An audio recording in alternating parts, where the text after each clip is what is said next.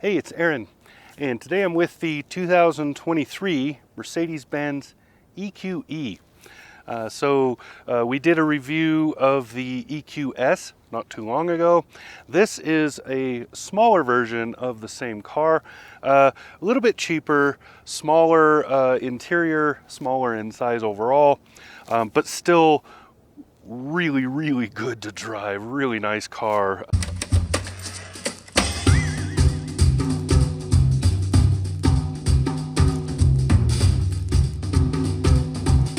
So the standard model of this, which is what we're looking at right now, it can have a range up to 400 miles per charge. That depends on the battery pack choice that you make. This one has the smaller pack, so the range on this is under 300. It's about 280, give or take. Real world, you're probably going to get about 250 out of this vehicle. But if you pay a little bit more, you can get up to 400. You can also get an AMG model of this. The AMG variant will have about the same random stuff blowing through the lot. So the AMG model will have about the same range this one does, somewhere around the 280 miles, but it will have 400 horsepower, which is roughly double what you have here. What you have here is, I believe, in the high 200s. I don't remember the exact number, but it's really good. So, yeah, doesn't matter. The torque is always there. This is a speedy little car. Wonderful to drive. So let's talk really quickly about charge times. If you're plugging this into a 110 outlet at your house, it's going to take days to charge it. That's true of any EV. But if you have a dedicated charger at 240 volts, so like I have a 240 50 amp, then this will charge entirely in somewhere around 8 hours. It's between 8 and 9 hours for this particular one at my charger. Now, if you have a higher end charger or you have access to a DC fast charger, this can charge in minutes. Most people are probably going to be charging off of a 220, 240 volt. So anyway, nicely done. Fuel economy in this, it's hard to say, but electrical fuel economy. I drove this the 42 mile loop that I usually do on the highway, and doing that, I topped it off 100% at my house, took it out, did that, came back to my house, plugged it back in, measured the amount of electricity used, and this is on par with almost every efficient EV out there. That 42 miles of driving was highway driving, so it actually used up about 50 miles of range from the car. That's going by the car's computer. Going by the amount of power it used, that's roughly equivalent. So you're looking at around somewhere in the neighborhood of 1.7, I believe, which is, I think it was 1.7. I'll have to look it up. I'll put some stuff on the screen. So anyway, wonderful car. So let's talk about the design a little bit, because I brushed on that with the EQS, but it was bitter cold and I didn't have time. So this time let's spend a little more time on the styling, because they are very similar. And then I'll talk a little bit about the interior, and yeah, we'll wrap this up. So seeing the car from the side here, you can see that it's very sleek. So it's along the band of Mercedes designs for sedans. Mercedes really likes to use the sleek and simple kind of classic design motif. It's very sloped in the front end. You can see it cuts very down. That's for two reasons. One, it's indicative that there is only a motor under here. There is no engine, so there's more space. Also, it's just a sleek way to make the whole car look just really smooth in its design. There's not very many lines going on here. You have kind of a clamshell for the hood here, which, by the way, you cannot open unless you have the mechanic's key, which I don't have, but you can, if you buy the car, you'll get one. But to make things simpler, instead of making that all complicated and stuff, if you need to refill the washer fluid in here, you just do it right there. So yeah, no, you don't have to have that key with you all the time. And you can also, I believe, open this from the Mercedes app if you set that up. So looking at the lines, you just see they flow really nicely.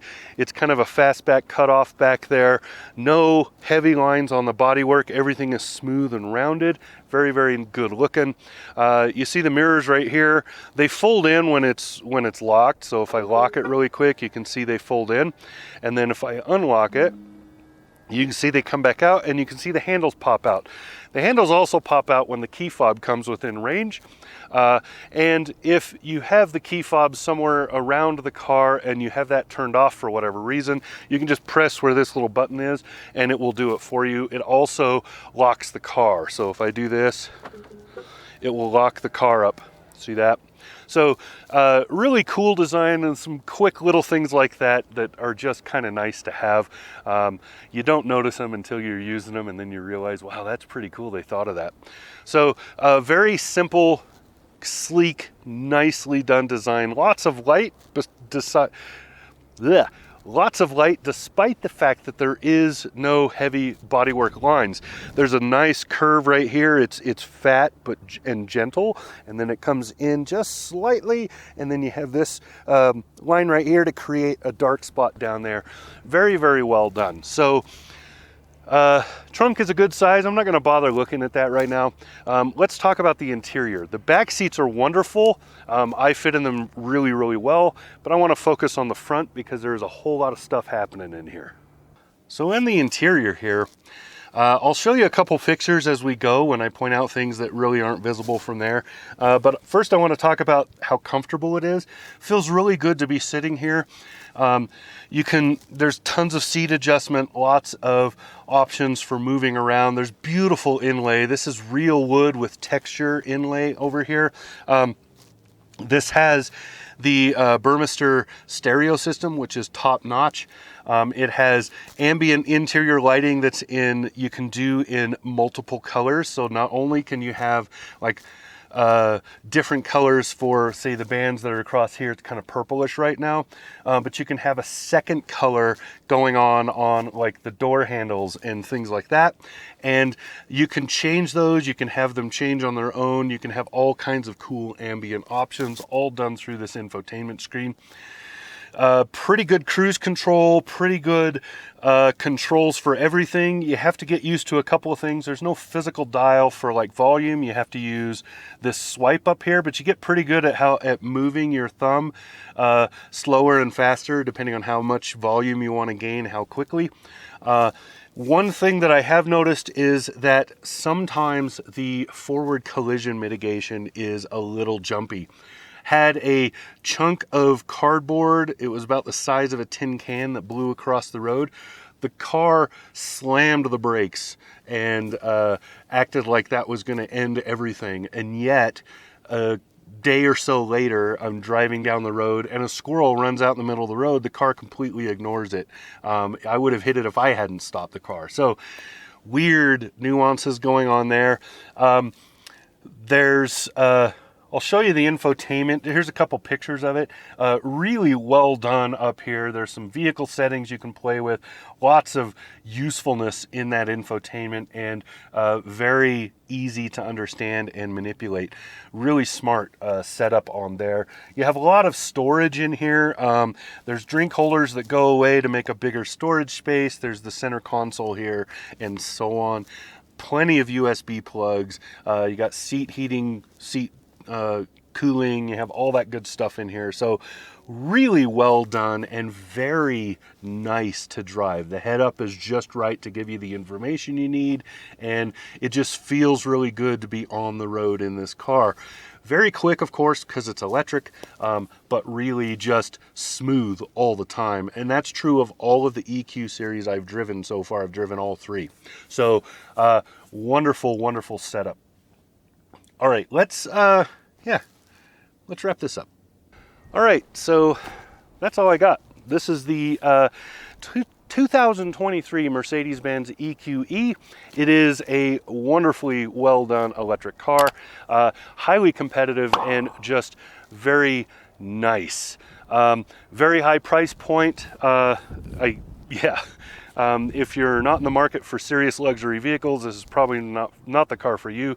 Out of the 3 in the EQ series, this is the lowest priced, but you're still going to be hovering towards that 6-digit range when you're buying this. So yeah, if you're not in that market, this isn't your car. But very, very well done. Beautiful leather on the inside, beautiful wood, beautiful everything. And most of it is renewable sourced, right? So most of it is eco-sourced, I should say. Just a wonderful, great car. So very good job for Mercedes. I really like these cars. All of the EQs have been very, very good. So there you go. This has been Aaron. 2023 Mercedes EQE.